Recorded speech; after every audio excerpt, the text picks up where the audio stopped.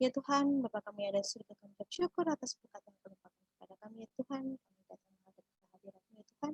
Persiapkan hati dan pikiran kami. Berkatilah pula, ya Tuhan, agar lidah hamba yang menyampaikan firman, itu kiranya berhasil yang pada masa kita.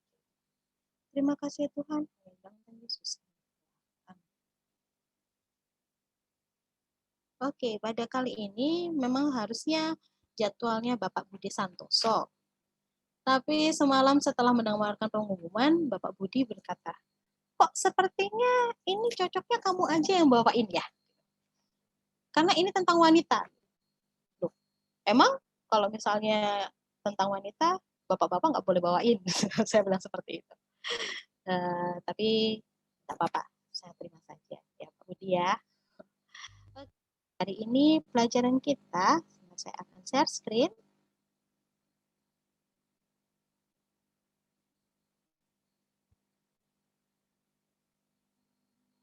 Sudah terlihatkah?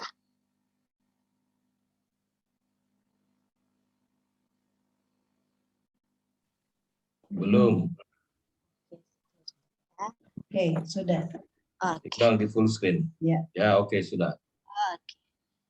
Judulnya tentang wanita pemberani waktu krisis. Kalau di cerita Alkitab, kita tahu bahwa wanita itu bisa menduduki bukan prioritas. Karena yang prioritas pasti adalah laki-laki. Kita tahu bahwa kalau misalnya cerita tentang 5 roti dan 2 ikan, yang diceritakan adalah 5.000 laki-laki. Wanita tidak dihitung. Dan cenderung wanita tidak diperhitungkan di dalam kebudayaan Yahudi. Tetapi ini bagaimana seorang wanita ini menjadi pemberani pada saat krisis. Saat saya mencoba mencari apa itu artinya krisis, saya dapatkan bahwa krisis adalah suatu peristiwa yang sedang terjadi atau diperkirakan mengarah pada keadaan situasi tidak stabil dan mempengaruhi kelompok, individu, komunitas, atau seluruh masyarakat. Jika kita sadari, saat ini kita juga ada di dalam masa krisis. Apa saat masa krisis? Yaitu krisis pandemi COVID-19. Bagaimana satu virus ini sudah mempengaruhi kehidupan masyarakat sudah hampir 2 tahun. Ya. Bulan Maret ini sudah 2 tahun ya. Sangat mempengaruhi kehidupan dalam masyarakat. Bagaimana krisis ini memang benar-benar mempengaruhi. Lalu bagaimana seorang wanita bisa berani? Sebelum saya masuk ke dalam cerita dalam Alkitab atau bahan yang saya bawakan, saya ingin sedikit bercerita tentang masalah yang ada di dalam keluarga saya beberapa waktu yang lalu. Pada saat itu, keluarga kami mendapatkan suatu cobaan. Dan bagi kami, ini adalah krisis bagi keluarga kami. Kenapa? Karena saat itu satu anggota keluarga saya sedang sakit. Kami terpapar dengan COVID-19. Saat itu kami tidak tahu bahwa penyakit kami adalah COVID-19. Karena bagi kami ini adalah seperti sakit masuk angin biasa. Yang pertama, beliau sakit seperti masuk angin. Kemudian disusul dengan Ibu Budi Santoso. Setelah Ibu Budi Santoso, anak saya dua-duanya sakit. Ya karena anak saya keduanya ini, kalau saya bekerja, akan dijaga oleh omanya. Saat anak saya kedua sakit, saya merawatnya, keesokan harinya saya yang jatuh sakit. Saya kira karena saya masuk angin biasa. Saya masuk angin biasa karena habis menjaga anak semalaman. Yang saya rasakan saat itu hanyalah demam, kemudian nyeri sendi, sampai rasanya nggak bisa jalan. Jadi saat itu hari Minggu, saya merasakan sakit, dan saya tidak bisa berani kemana-mana. Bahkan sampai mengambil air minum, saya minta dilayani oleh suami saya. Kemudian, ternyata hari Seninnya, suami saya juga merasakan gejala yang sama. Kami tidak tahu pertama kalau kami terpapar. Hari Senin, salah satu keponakan saya yang pada saat hari Sabat mengunjungi rumah kami, ternyata dia sakit. Anak dari Sofian, dia demam. Sempat kejang, karena anak dari Sofian ini kalau demam sedikit kejang. Dia kejang, kemudian dibawa ke rumah sakit, dan akhirnya di tes antigen ternyata positif. Disitulah terfikirkan bagi saya. Kalau saya merasa badan saya sudah enakan, sudah tidak demam.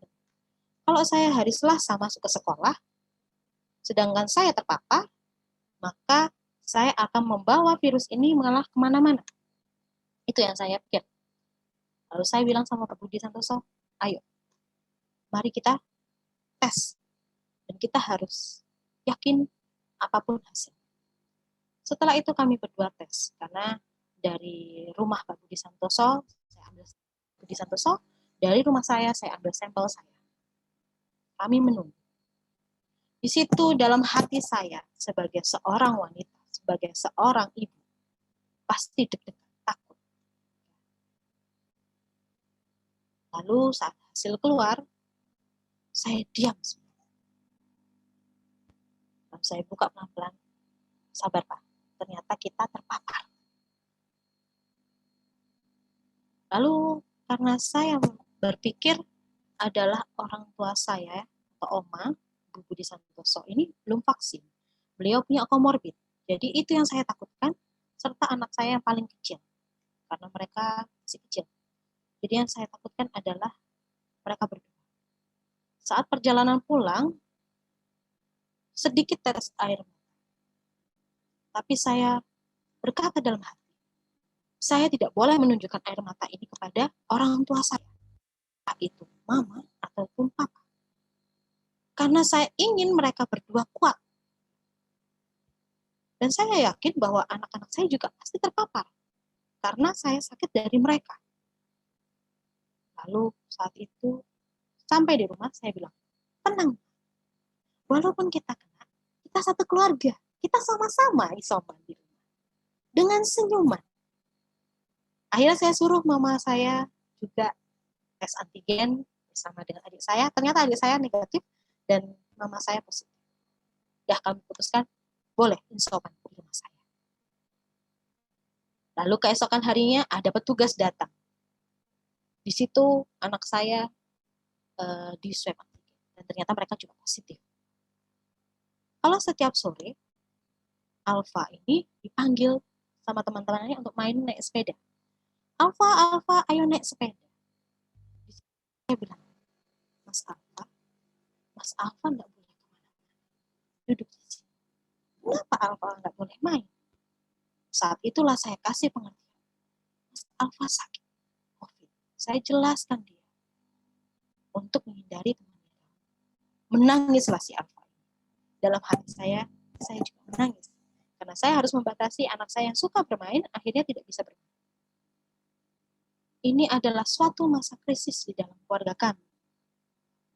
Tetapi karena kami bersama-sama dengan senyuman menjalani sampai kami diisolasi, diri di isoter, puji Tuhan sampai sekarang, hal yang saya takutkan adalah berkurangnya anggota keluarga. Tapi puji Tuhan, Tuhan masih menyayangi keluarga saya.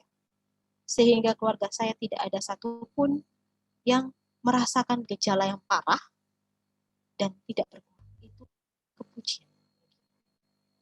Itu adalah masa krisis keluarga kami. Kita masuk ke dalam materi. Di sini ada juga seorang wanita, yaitu Esther. Kita ketahui bagaimana Esther. Ayat intinya di dalam Esther 4, ayat 14. Sebab sekalipun engkau pada saat ini berdiam diri saja, bagi orang Yahudi akan timbul juga pertolongan dan kelepasan dari pihak lain. Dan engkau dengan kaum keluargamu akan binasa. Kita tahu cerita tentang Esther. Kita tahu bagaimana Esther. Dalam bagian hari ini, perang seorang wanita digambarkan secara besar-besaran selama masa krisis. Kita ketahui bagaimana seorang hamba yang iri hati, ingin menghancurkan Israel. Ingin menghancurkan bangsa dari Ester. Apa yang terjadi? Apakah Ester di dalam masa kejayaannya, saya bilang masa kejayaan ya, karena dia sudah menjadi seorang istri raja. Jadi saya rasa pasti dia bisa saja berpikir, boleh aja bangsa Israel yang binasa, tapi saya kan istri raja. Bisa saja saya tidak akan dihancurkan juga. Tapi di saat ini, Esther tidak mendirikan egonya. Dia tidak mengedepankan egonya. Tapi dia berpikir juga pada bangsanya, bangsa Israel. Dia merasa bahwa tidak ada solusi. Dan ternyata Tuhan membangkitkan seorang wanita yang sensitif dan bijaksana. Esther. Dia menampilkan dirinya di hadapan raja dan menengahi bangsanya. Kita ketahui kalau misalnya raja tidak berkenan untuk ditemui, maka hal yang terjadi adalah kebinasaan Esther. Walaupun adalah istri dari seorang raja. Ratu Esther adalah contoh dari Yesus yang juga menjadi perantara bagi anak-anak Tuhan. Kita tahu ceritanya saat dia benar-benar bisa berdiri di hadapan raja. Dan raja mengizinkan dia untuk berbicara. Dia berdiri sebagai wakil dari orang-orang Israel. Dan bagaimana kelepasan dari bangsa Israel dapat terjadi karena Ratu Esther. Kita juga ketahui bahwa ada contoh-contoh wanita yang lain pada masa krisis yang mengungkapkan diri mereka lebih kuat daripada pria. Banyak sekali cerita-cerita tentang wanita di dalam Alkitab. Kita bisa lihat di dalam Hakim-Hakim 4, di situ menceritakan seorang wanita. Wanita yang lebih kuat daripada pria, yaitu Deborah. Dia adalah pertama dari mereka. Deborah ini adalah seorang hakim di Israel, dan selain sebagai istri dan ibu yang berdedikasi, dia juga mengandung putra-putra yang juga menghakimi umat-umat Allah. Bagaimana seorang wanita itu pasti memiliki berbagai jabatan, ya. Saya mungkin ya, saya kasih sampel sebagai saya. Saya di sini bisa sebagai anak dari Bapak Budi, sebagai istri dari suami saya, sebagai ibu dari anak-anak saya, sebagai seorang karyawan di tempat saya bekerja, dan sebagai guru di hadapan anak-anak didik saya. Bagaimana seorang wanita itu juga mengemban berbagai tanggung jawab. Bukan hanya 1-2 tanggung jawab, tetapi dia dapat mengemban beberapa tanggung jawab. Begitu pula dengan Deborah. Dia sebagai seorang istri, dia sebagai seorang hakim, dan sebagai seorang. Luar biasa wanita. Luar biasa wanita-wanita yang ditunjuk oleh Tuhan. Bagaimana dia bisa mendapatkan kekuatan seperti itu? Selama waktu itu, Jabin, Raja Kanaan, dia mengirim Sisera. Kita ketahui bahwa Sisera ini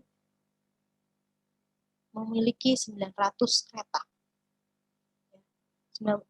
Dan dia memiliki orang-orang terpilih untuk berperang. Lalu muncullah sosok Deborah.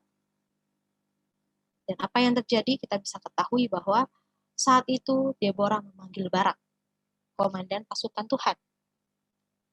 Dia mengirimnya bertempur. Di ayat yang ke-8,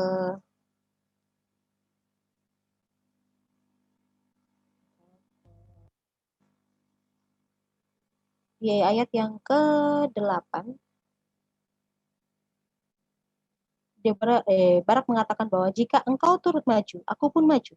Tetapi jika engkau tidak turut maju, aku pun tidak akan maju. Bagaimana saat itu Deborah memanggil Barak untuk mengirim pasukannya melawan Sisera. Tapi apa yang terjadi? Barak malah ingin Deborah juga ikut serta. Lalu apa yang dikatakan oleh Deborah? Kemudian Deborah berkata bahwa tentu saja saya akan pergi bersamamu. Tapi karena hal seperti ini yang kamu ambil, kehormatan itu tidak akan menjadi milikmu, karena Tuhan akan menyerahkan Sisera ke tangan bagaimana suatu ego seorang pria dapat merasa dikalahkan oleh seorang wanita. Itu yang dipikirkan oleh Barak. Tapi kita ketahui bagaimana saat itu si Barak tetap pergi. Si Barak tetap pergi, dan oleh karena itu si Sisera juga maju. Mereka berencana untuk berperang. Tapi di tengah-tengah, saya bisa bacakan di dalam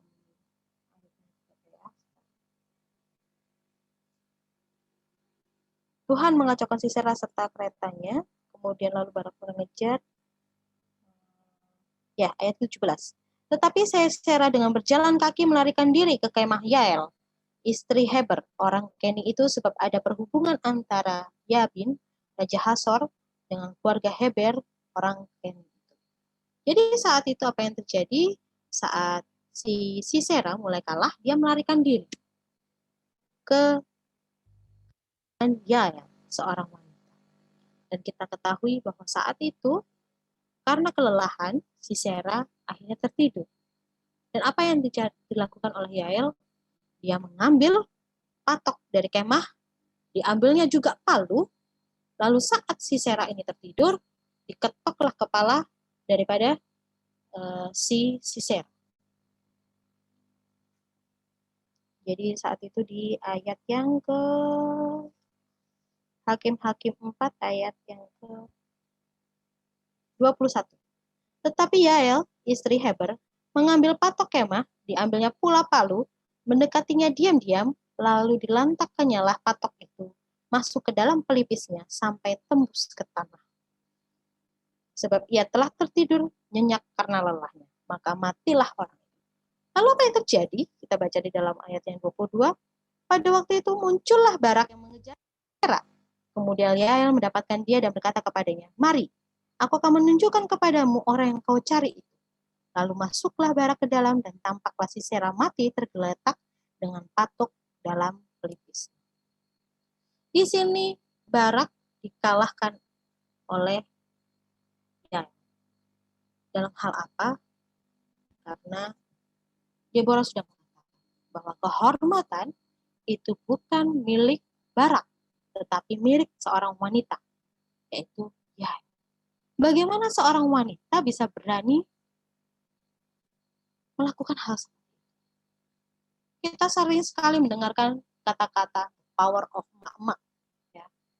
Bagaimana seorang wanita bisa memiliki kekuatan yang bisa lebih. Inilah yang dilakukan oleh wanita-wanita yang ada di cerita ini. Deborah. Tuhan memampukan. Pertempuran itu memang menang untuk Israel. Tetapi Barak bukanlah pemenang yang hebat. Kita ketahui bahwa sebenarnya Sisera sang komandan dan musuh melarikan diri, tetapi dia jatuh di tangan seorang wanita yang bernama Yael. Dalam sebuah pernyataan Kristus, Yael ini membuat keputusan yang bijaksana untuk melindungi orang Israel. Bagaimana dia ingin melindungi orang Israel? Bagaimana dia memiliki keputusan untuk membunuh daripada Sisera? Ini adalah suatu keputusan yang kritis pada masa kritis. Dan pada saat-saat terakhir Yesus, kita tahu ada wanita lain muncul. Seorang wanita yang juga menghadapi krisis tanpa rasa. Siapakah dia? Dia adalah Maria pendosa. Maria pendosa malang yang menemukan pengampunan dan anugerah dalam Yesus. Kita ketahui bahwa Maria ini adalah orang yang terakhir yang meninggalkan Kalvari. Dan dia adalah orang yang pertama pergi ke makam. Bagaimana seorang Maria pendosa, dia memiliki hubungan yang sangat baik dengan Yesus. Tanya, di manakah para wanita ini menemukan keberanian? Padahal saat itu di kebudayaan mereka, bahwa wanita ini tidak layak. Kita ketahui bahwa wanita ini, paling kalau dulu ya, wanita ini hanya di dapur, mengurus anak. Itu paradigma yang dahulu. Tapi sekarang paradigma sudah berubah. Bahkan segala pekerjaan pria dapat dilakukan oleh wanita. Bagaimana seorang wanita-wanita ini menemukan keberanian dan kebijaksanaan menghadapi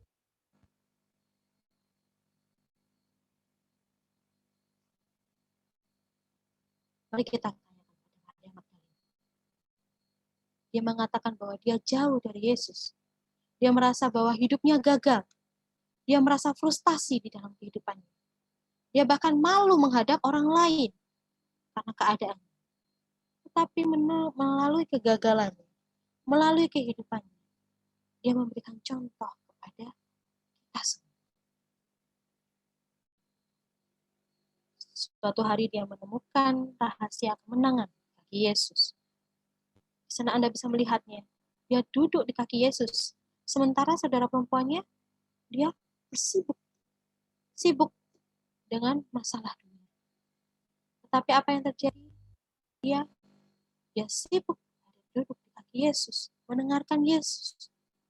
Dia mendapatkan kemenangan berada di kaki Yesus. Dia mengurapi kaki guru dengan air matanya. Padahal yang lainnya sedang berpesta. Bagaimana dia meletakkan segala kehidupannya, segala kesukaran di dalam kehidupannya hanya di dalam kaki Yesus. Sekali lagi kita bisa melihat bahwa di kaki salib, sementara yang lain melarikan diri, tapi di sana ada seorang wanita yang tetap berdiam diri, yaitu Maria, yang tetap ada di bawah kaki Yesus sampai dia adalah menjadi orang yang terakhir di bawah kaki salib.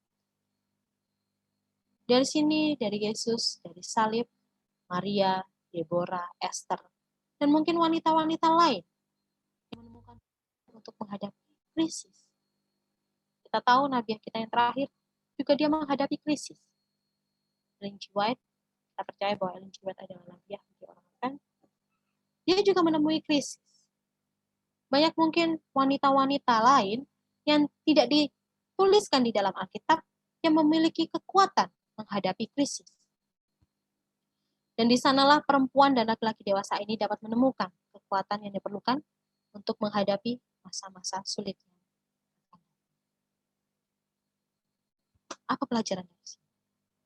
Di sini menunjukkan bahwa hubungan antara iman dan keberanian. Bagaimana sebuah iman dari seorang wanita yang mendapat memberikan keberanian. Wanita seperti Deborah, Esther, Yael, Maria Magdalena, atau wanita-wanita yang lain. Bagaimana iman mereka dapat bertumbuh dan menjadikan suatu kekuatan, menjadikan suatu keberanian mereka untuk menghadapi krisis. Dan kekuatan Allah di dalam manusia kepada orang-orang yang berkomitmen seperti inilah yang mencapai hasil besar. Aplikasi di dalam kehidupan kita. Bagaimana jikalau kita, Bapak, Ibu, yang ada di dalam semua rumah tangga, yang ada di sini, dapat menerapkan apa yang dilakukan oleh wanita-wanita ini. Mungkin di dalam keluarga kita juga menghadapi krisis. Mungkin krisis ekonomi, krisis kepercayaan, krisis pasangan, krisis kesehatan, yang baru saja seperti keluarga kami alami, depresi, keputusasaan, atau karena berbagai masalah keluarga. Mungkin kita sekarang di dalam keluarga kita menghadapi krisis-krisis, masalah-masalah yang mempengaruhi kehidupan kita, mengaruhi kehidupan di dalam dunia kita. Bagaimana krisis ekonomi dapat mempengaruhi kehidupan kita. Bagaimana krisis akan pekerjaan, mungkin banyak yang kehilangan pekerjaan, mempengaruhi di dalam kehidupan rumah tangga kita. Bagaimana krisis kepercayaan antara pasangan suami istri mempengaruhi kehidupan dalam keluarga kita. Bagaimana krisis ekonomi mempengaruhi dalam keluarga. Tetapi di sini Tuhan mengatakan bahwa semua itu dapat teratasi jika kita setiap hari meminum air dari sumber mata air hidup. Seperti Maria Magdalena yang tetap berdiam diri di bawah kaki Yesus. Kita hanya perlu berdiam diri di bawah kaki Yesus. Kita serahkan semua permasalahan kehidupan kita. Kita imani bahwa Tuhan ada berserta dengan kita. Jika setiap hari kita berada di kaki salib, maka Kristus akan berubah menjadi berkat. Kehidupan rumah tangga kita bisa menjadi berkat. Bisa jadi kebahagiaan. Bisa mencerminkan kebaikan. Walaupun ada krisis-krisis di dalam kehidupan rumah tangga kita, Tuhan tetap ada bersama kita. Seperti Esther, Deborah, Yael, Maria Magdalena, atau wanita lain, mereka dapat menang menghadapi krisis. Mereka dapat berani melawan masalah yang ada di depan mereka. Hanya karena iman kepada Tuhan. Kita diingatkan kembali, apapun permasalahan di dalam setiap keluarga, baiklah kita memandang kepada Tuhan Yesus. Memandang kepada salib Tuhan Yesus. Berada di bawah kaki Yesus. Kita letakkan semua permasalahan kehidupan kita. Kita imani bahwa Tuhan ada, selalu berada bersama kita. Dan kita percaya bahwa kita pasti dapat mengatasi segala masalah di dalam rumah tangga. Tuhan